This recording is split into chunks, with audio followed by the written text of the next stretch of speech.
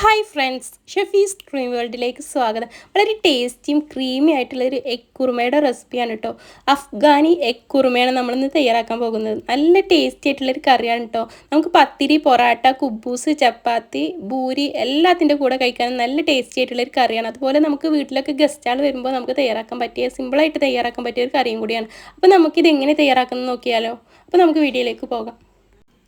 ഇനി നമുക്കിത് തയ്യാറാക്കാനായിട്ട് ഒരു 3 വലിയ ഉള്ളിയാണ് വേണ്ടത് കേട്ടോ. അതൊന്ന് ചെറുതായിട്ട് കട്ട് ചെയ്തെടുക്കുക. അതുപോലെ ഒരു 6 പച്ചമുളകും ഒരു 3 പീസ് ഇഞ്ചി എടുത്തിട്ടുണ്ട്, ഒരു 6 അല്ലി വെളുത്തുള്ളി എടുത്തിട്ടുണ്ട്.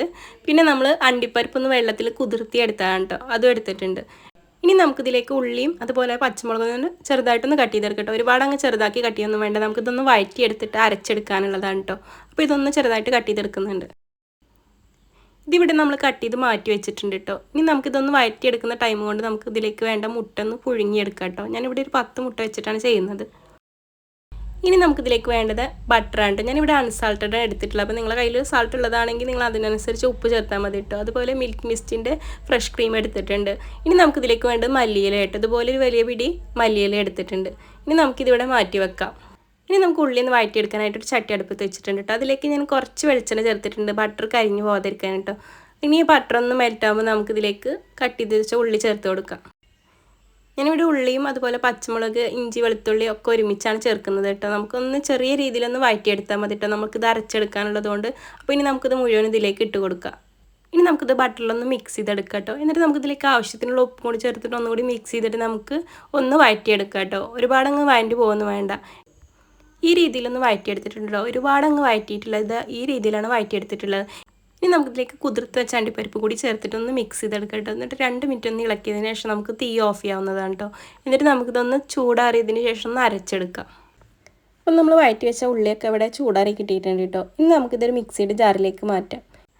ഇനി നമുക്കിതിലേക്ക് നമ്മൾ എടുത്തു വെച്ച മല്ലിയില കൂടി ചേർത്ത് കൊടുക്കാം കേട്ടോ. എന്നിട്ട് നമുക്കിതൊന്ന് അരച്ചെടുക്കാൻ ആവശ്യമായ വെള്ളം കൂടി ചേർത്ത് കൊടുക്കുക. ഒരുപാട് അങ്ങ് വെള്ളം ഒഴിക്കരുത് കേട്ടോ, കാരണം നമ്മൾ ഈ കറി നല്ല തിക്കായിട്ടുള്ളൊരു കറിയാണ് കേട്ടോ. ഒരുപാട് അങ്ങ് ലൂസായിട്ടല്ല നമ്മളിത് എടുക്കേണ്ടത്. നല്ല ക്രീമി ആയിട്ട് നല്ല കുറച്ച് കട്ടിയിലാണ് ഈ കറി നമ്മൾ തയ്യാറാക്കുന്നത്.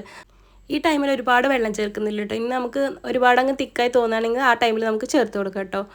ഇത് നമ്മളിവിടെ അരച്ചെടുത്തിട്ടുണ്ട് കേട്ടോ. ഇനി നമുക്കിതിവിടെ മാറ്റി വെക്കാം. ഈ ടൈം കൊണ്ട് തന്നെ നമ്മൾ നേരത്തെ മുട്ട പുഴുങ്ങാനായിട്ട് മാറ്റി വെച്ചത് ഇവിടെ പുഴുങ്ങിയെടുത്തിട്ടുണ്ട് കേട്ടോ. ഇനി നമുക്കിതൊന്ന് കത്തി വെച്ചിട്ടൊന്ന് വരഞ്ഞെടുക്കണം. ചെറിയ രീതിയിൽ ഇതുപോലെ ഒന്ന് ഒരു 3 വരയായിട്ട് ഇട്ടുകൊടുത്താൽ മതി കേട്ടോ. 3 4 വര ചെറുതായിട്ടൊന്ന് ഇട്ടുകൊടുത്താൽ മതി.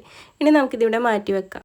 ഇനി നമുക്ക് മുട്ട ഒന്ന് ബട്ടറിലൊന്ന് ഫ്രൈ ചെയ്തെടുക്കട്ടെ. അതിനായിട്ട് ഞാൻ പാൻ എടുത്തിട്ട് അതിലേക്ക് 1 ടീസ്പൂൺ വെളിച്ചെണ്ണ ചേർത്തിട്ടുണ്ട് കേട്ടോ, ബട്ടർ പെട്ടെന്ന് കരിഞ്ഞു പോകാതിരിക്കാൻ.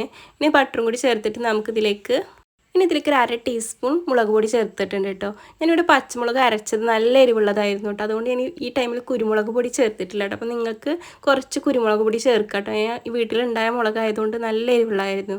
അതുകൊണ്ട് ഇനി ഇതിലേക്ക് ഞാൻ കുരുമുളക് പൊടി ചേർക്കുന്നില്ല. അപ്പോൾ നിങ്ങൾക്ക് വേണമെങ്കിൽ ചേർക്കട്ടോ. നിങ്ങൾ പച്ചമുളകിൻ്റെ അളവ് കുറച്ചിട്ട് കുരുമുളക് പൊടി ചേർത്താൽ മതി കേട്ടോ. ഇതിവിടെ കരിയുന്നതിന് മുമ്പ് നമുക്ക് പുഴുങ്ങി വെച്ച മുട്ട ഇതിലേക്ക് ചേർത്ത് കൊടുക്കുക കേട്ടോ. എന്നിട്ട് ഒന്ന് ഫ്രൈ ചെയ്തെടുക്കുക കേട്ടോ. ഒരുപാടങ്ങ് കരിഞ്ഞു പോകാതെ ചെറിയ രീതിയിലൊന്ന് ഫ്രൈ ചെയ്തെടുക്കാം. ഈ രീതിയിലൊന്ന് ഫ്രൈ ആയി കിട്ടിയാൽ മതി കേട്ടോ. ഇനി നമുക്ക് തീ ഓഫ് ചെയ്യാം.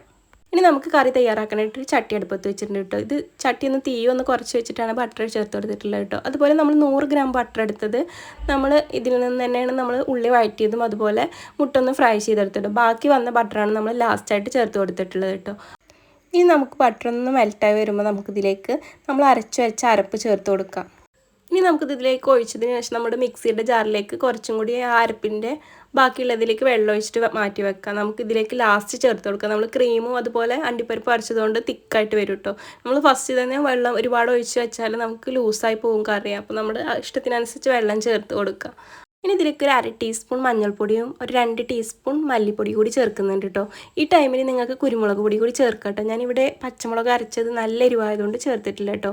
ഞാൻ നേരത്തെ പറഞ്ഞിട്ടുണ്ടായിരുന്നില്ല. അപ്പോൾ നിങ്ങൾക്ക് ഈ ടൈമിൽ കുരുമുളക് പൊടി കൂടി ചേർക്കാം കേട്ടോ. അതും കൂടി ചേർത്ത് ഒന്ന് മിക്സ് ചെയ്തെടുക്കാം. ഇനി ഇതിലേക്ക് കുറച്ച് ഒറിഗാൻ അതുപോലെ കയ്യിൽ വെച്ചിട്ടൊന്ന് ചെറുതായിട്ട് പൊടിച്ചിട്ട് ഇതിലേക്ക് ചേർത്ത് കൊടുക്കുന്നുണ്ട് കേട്ടോ. അതും കൂടി ചേർത്തിട്ടൊന്ന് മിക്സ് ചെയ്തെടുക്കാം. ഇനി നമുക്കിതൊന്ന് മിക്സ് ചെയ്തതിന് ശേഷം നമുക്കിതിലേക്ക് നമ്മൾ എടുത്ത് വെച്ച ഫ്രഷ് ക്രീം കൂടി ചേർത്ത് കൊടുക്കാം. ഞാനിവിടെ ഒരു കപ്പ് ഫ്രഷ് ക്രീമാണ് ചേർത്ത് കൊടുത്തിട്ടുള്ളത് കേട്ടോ. അതും കൂടി ചേർത്തിട്ട് ഒന്ന് മിക്സ് ചെയ്തെടുത്തിട്ട് നമ്മൾ നേരത്തെ മിക്സിയുടെ ജാറിൽ ഒഴിച്ച് വെച്ച വെള്ളം കൂടി ചേർത്തിട്ട് ഒന്ന് ലൂസാക്കി എടുക്കാം കേട്ടോ. എന്നാൽ ഒരുപാട് അങ്ങ് ലൂസാവാനും പറ്റില്ല കേട്ടോ. നമുക്ക് ചെറിയൊരു തിക്കായിട്ടുള്ള ഗ്രേവിയാണ് ഇതിന് വേണ്ടത് കേട്ടോ. ഇനി വെള്ളം കൂടി വെച്ചിട്ടൊന്ന് മിക്സ് ചെയ്തിട്ട് ഒരു ചെറിയ തിള വരുമ്പോൾ നമുക്കിതിലേക്ക് നമ്മൾ ബട്ടറിൽ ഫ്രൈ ചെയ്ത് വെച്ച് എഗ്ഗും കൂടി ഇതിലേക്ക് ചേർത്ത് കൊടുക്കുക കേട്ടോ. എന്നിട്ട് ഒന്ന് മിക്സ് ചെയ്തെടുത്താൽ മതി കേട്ടോ. ഇതുപോലെ കാണുമ്പോൾ നമുക്ക് ഒരുപാട് അങ്ങ് ലൂസായി പോയ പോലെ തോന്നും കേട്ടോ. നമ്മളിത് ഒന്ന് തണുക്കാനായിട്ട് മാറ്റി വെക്കുമ്പോൾ തിക്കായിട്ട് തന്നെ മാറും കേട്ടോ കറി. എഗ് കറി ഒന്ന് ഉണ്ടാക്കി കൊടുത്ത് നോക്കൂട്ടോ. നല്ല റിച്ച് കറിയാണ്. അപ്പോൾ എല്ലാവരും ഒന്ന് ട്രൈ ചെയ്ത് നോക്കിയിട്ട് അഭിപ്രായം കമൻറ്റ് ചെയ്യാനും മറക്കണ്ട. അപ്പോൾ വീഡിയോ കണ്ടിട്ട് ഇഷ്ടപ്പെട്ടൊന്ന് ലൈക്കും ഷെയറും കൂടെ സബ്സ്ക്രൈബ് ചെയ്യണേ. ഇൻഷാ അല്ലാഹ് മറ്റൊരു നല്ല വീഡിയോ ആയിട്ട് വീണ്ടും വരാം.